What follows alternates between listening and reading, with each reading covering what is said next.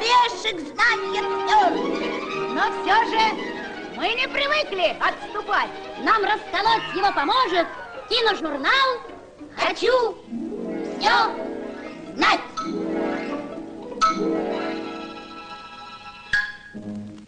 Ну, дальше. Картина художника Грекова. Начинается на «Т», кончается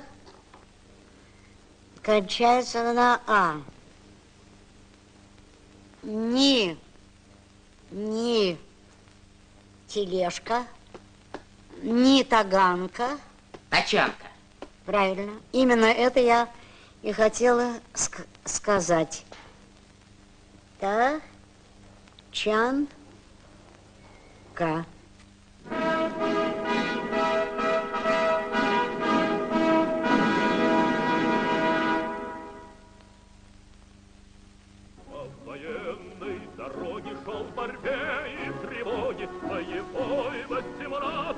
Эти картины Митрофана Борисовича Грекова не просто живописные полотна, а художественные документы нашей истории, истории гражданской войны. Академию художеств Греков закончил еще до революции. Ему было 38 лет, когда вот так же, как этот крестьянин с его картины «В отряд к Буденному», он пришел добровольцем в первую конную армию. Грекову не приходилось искать натуру, она была рядом. Боевые товарищи, герои гражданской войны становились героями его произведений. А вот это и есть знаменитая грековская тачанка. Раздалась команда пулеметом продвинуться вперед, и помчалась по степи быстрая, бесстрашная тачанка. Тачанка, ставшая для нас символом тех героических дней. Много суровых и прекрасных картин создал художник Греков, и не случайно его называют певцом первой конной.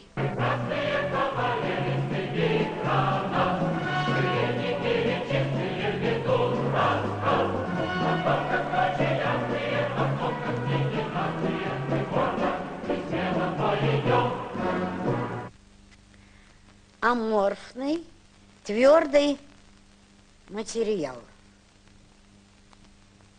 Аморфный, твердый. Начинается на «С». Стекло. Странно, но правильно. Вы когда-нибудь пробовали резать ножницами стекло? И не пробуйте.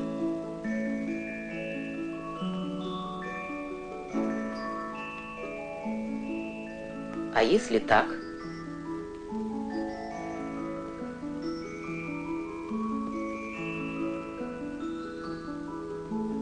В чем же тут секрет?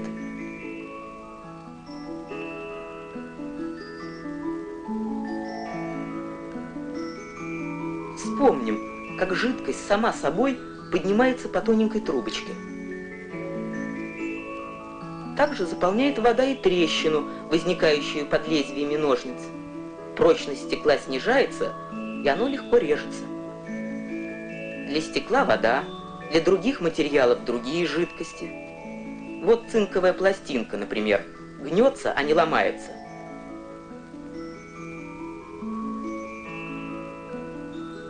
Но стоит нанести на нее немного ртути, и пластинка в этом месте разламывается.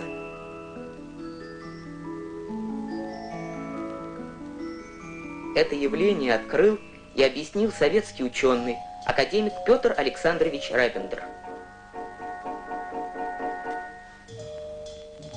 Теперь эффект Репиндера широко используют в технике, везде, где нужно обработать особо твердые материалы. А уж со стеклом, когда знаешь эффект Репиндера, справиться совсем просто.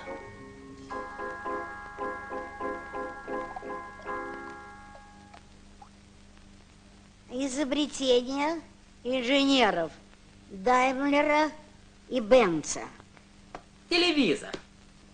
Ну что ты, на букву А начинается. Автомобиль.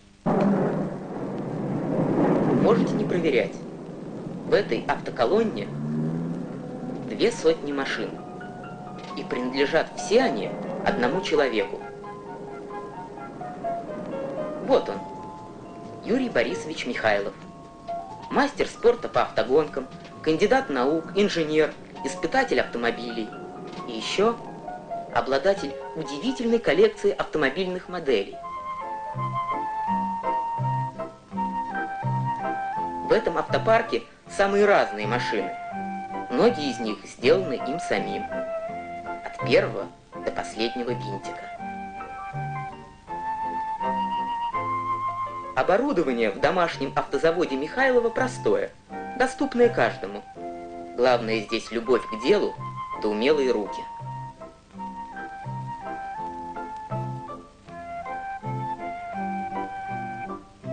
По этой коллекции можно проследить историю отечественного автомобилестроения. Вот первая советская легковая машина ГАЗ-А. Знаменитая М-ка, М1. М-ка второго поколения.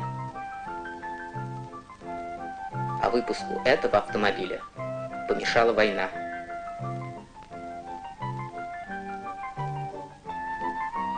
В машинах, которые легко умещаются на ладони, тысячи деталей. Можно заглянуть в двигатель, а снизу подобраться к рессорам, коробке передач и карданному валу.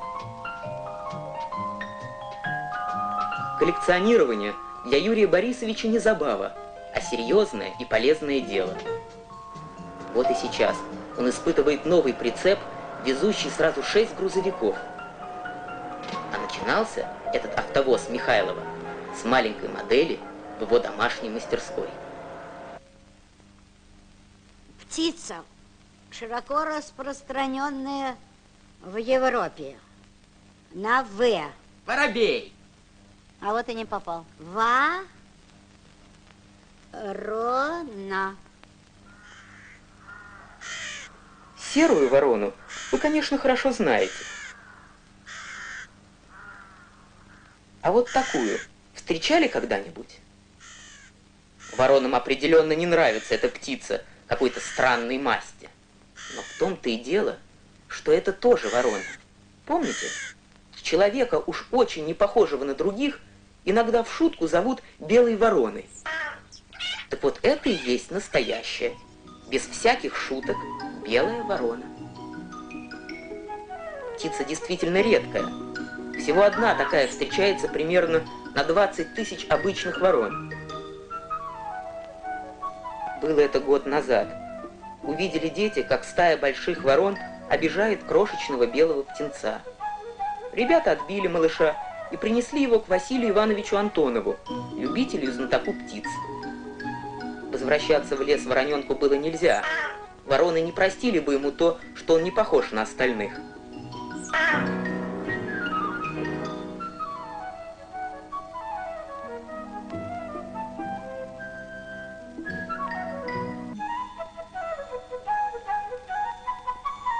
Гриша, так назвали птенца, окреп, освоился на новом месте и даже научился говорить. Вороны вообще склонны к звукоподражанию и охотно поддаются дрессировке.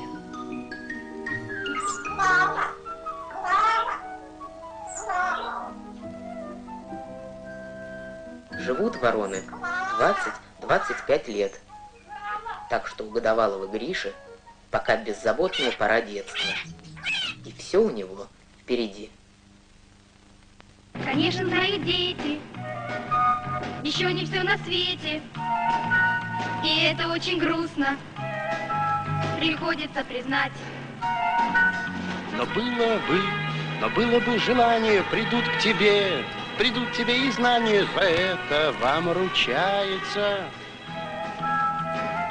Журнал «Хочу все знать»